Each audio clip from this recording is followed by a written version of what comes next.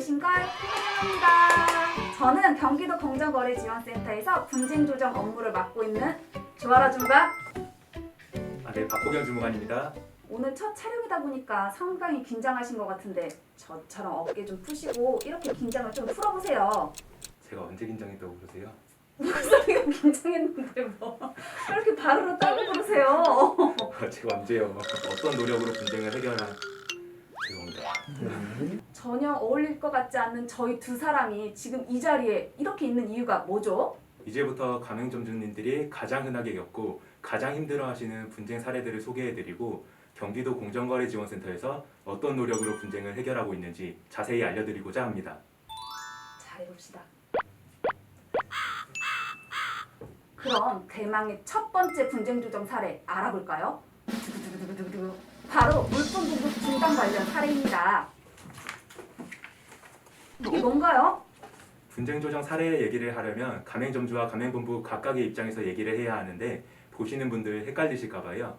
아, 그렇군요. 그럼 저는 가맹점주의 입장에서 말씀을 드리면 되겠네요.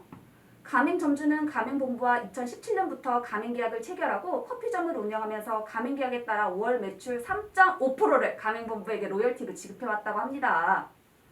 가맹본부가 2019년경 기존 브랜드와 유사한 커피점을 새롭게 론칭하면서 분쟁이 시작됐는데요. 가맹본부가 새로운 브랜드에만 신경 쓰느나 가맹점주에게 기존 브랜드 로고가 새겨진 물품에 대해서는 아무런 대책 없이 공급을 중단한 겁니다. 가맹점주 입장에 생각해보세요. 장사는 해야 되는데 물품이 없다니요. 이게 말이 됩니까? 진정하시고요. 가맹본부 입장은 이렇습니다. 가맹점주는 공급한 물품 대부분이 중단되었다고 주장하지만 사실은 공급처의 생산 중단이라는 불가피한 사정 때문에 몇 개의 품목만 재고 소진으로 공급이 어려웠던 거고 다른 대부분 제품은 대체 상품을 안내했다고 합니다. 아니, 말은 하는데 날벼락이지. 물품 공급 중단도 모자라 일방적 가맹 해지 통보를 했다니까요. 가맹본부가 계약 해지를 통보한 건 가맹점주가 로열티 지급을 중단했기 때문이었죠. 가맹점주가 가맹금을 지급하지 않는 것은 가맹사업 거래에 대한 의무를 다하지 못한 것으로 가맹점주가 계약을 위반한 것으로 볼 수 있는 겁니다. 지금 누구 편을 드시는 겁니까? 네? 가맹점주 입장을 좀 더 생각해보세요. 아무런 대책도 없이 물품 공급이 중단이 돼서 영업에 심각한 지장을 주었다고요. 판촉도 제대로 지원하지 않았고 실질적인 교육 지원도 제대로 이루어지지 않았다고요. 가맹점주는 가맹본부로부터의 일방적 계약 통지는 부당하니 그동안 지급했던 로열티를 반환하라는 요구를 하였으나 원만히 해결이 되지 않아 분쟁 조정을 신청하게 된 겁니다. 이런 분쟁 조정의 정점에서 경기도 공정거래지원센터가 힘께나 썼죠. 그렇습니다.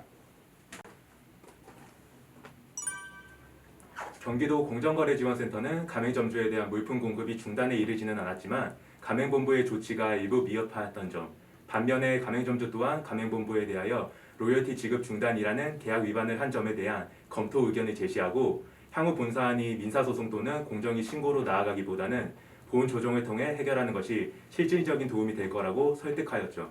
가맹본부가 가맹점주에게 500만 원을 지급하는 것으로 최종 합의하여 분쟁을 종료하게 됐습니다.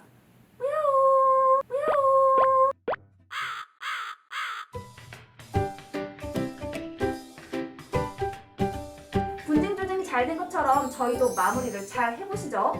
불공정 피해에 대해 분쟁 조정이 필요하다면 어디로요? 경기도 공정거래지원센터로 망설이지 마시고 전화, 우편, 방문 뭐든 오케이. 지금 바로 연락 주세요. 주세요.